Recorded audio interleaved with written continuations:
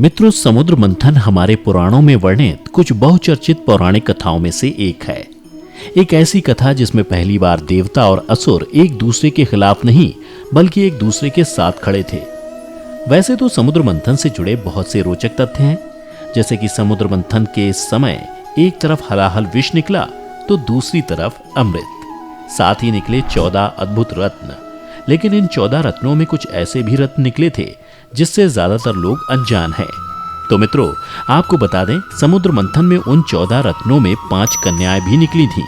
तो आइए जानते हैं उन अवतरित कन्याओं के बारे में। आखिर वो कौन थीं, आज की इस वीडियो में।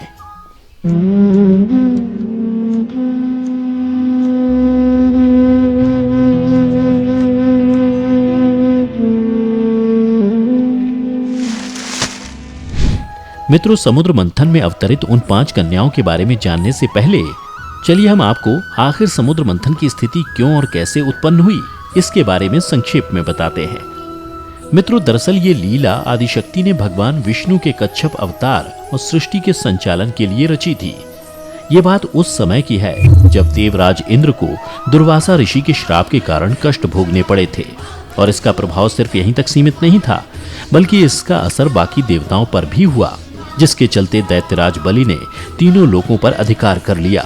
और हालात इतने बिगड़ गए कि दैत्यराज के अधिकार और उसकी दुष्टता से सभी देवता परेशान होने लगे।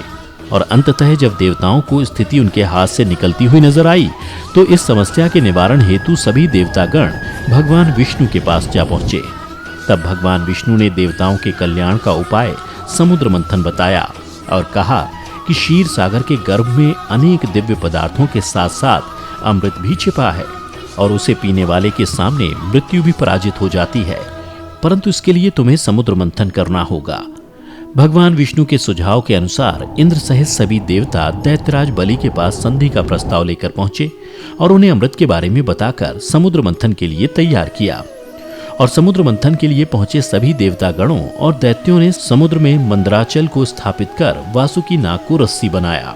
तत्पश्चात दोनों पक्ष अमृत प्राप्ति के लिए समुद्र मंथन करने लगे।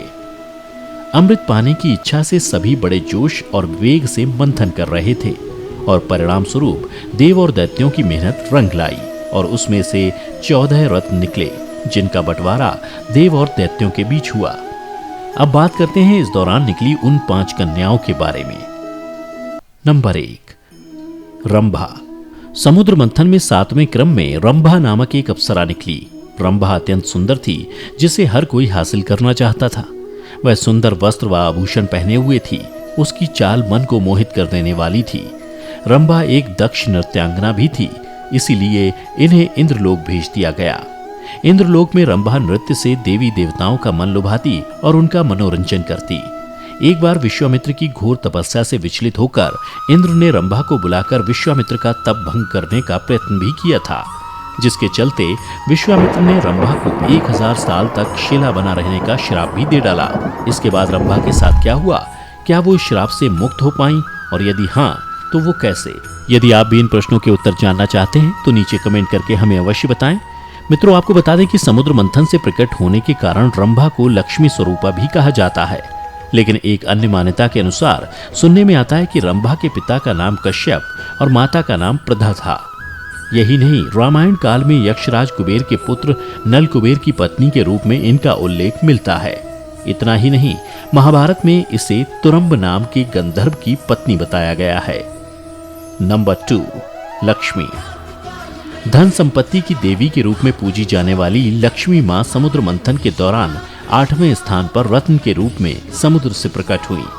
इनके अवतरण के बाद देव और दानव सभी चाहते थे कि लक्ष्मी उन्हें मिल जाए, लेकिन देवी लक्ष्मी ने भगवान विष्णु का वरण किया और संसार के कल्याण में एक अहम भूमिका निभाई।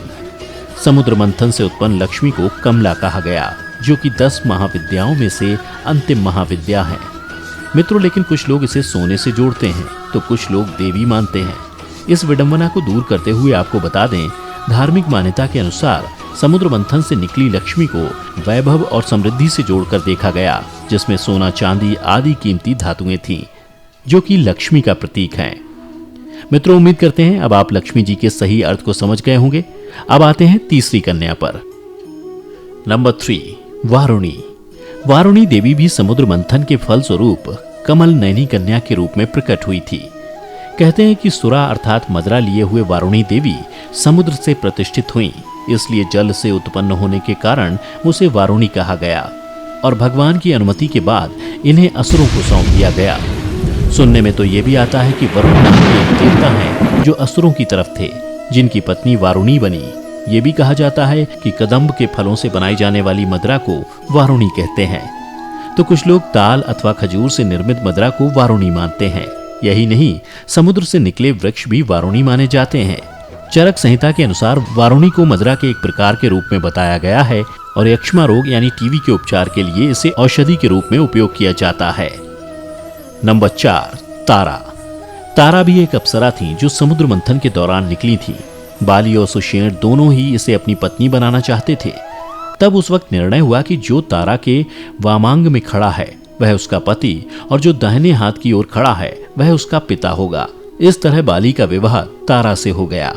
अब बात करते हैं 5वीं और सबसे अंतिम कन्या रूमी के बारे में। रूमी अत्यंत सुंदर थी और समुद्र मंथन से निकली अप्सराओं में से एक अप्सरा थी। सूर्यपुत्र सुग्रीव को रूमी पत्नी स्वरूप मिली, जिस पर एक समय बाली ने अधिकार कर लिया था, जिसके बाद सुग्रीव ने अपनी पत्नी को मुक्त कराने के लिए और अपना सम्मान पाने के लिए ही भगवान राम से मित्रता की थी और भगवान राम की सहायता से बाली का वध कर फिर से अपनी पत्नी रूमी पर अधिकार पा लिया। तो मित्रों, उम्मीद करते हैं आपको हमारी आज की ये वीडियो पसंद आई होगी। अगर पसंद आई हो तो नीचे कमेंट करके अवश्य बताएं और ऐसी ही और आध्यात्मिक और धार्मिक जानकारी के लिए हमारे YouTube चैनल को सब्सक्राइब करें और फेसबुक पर देखने वाले लाइक करें हमारा फेसबुक पेज। आज के लिए बस इतना ही। अब इजाजत दें। आपका बहुत बहुत शुक्रिया।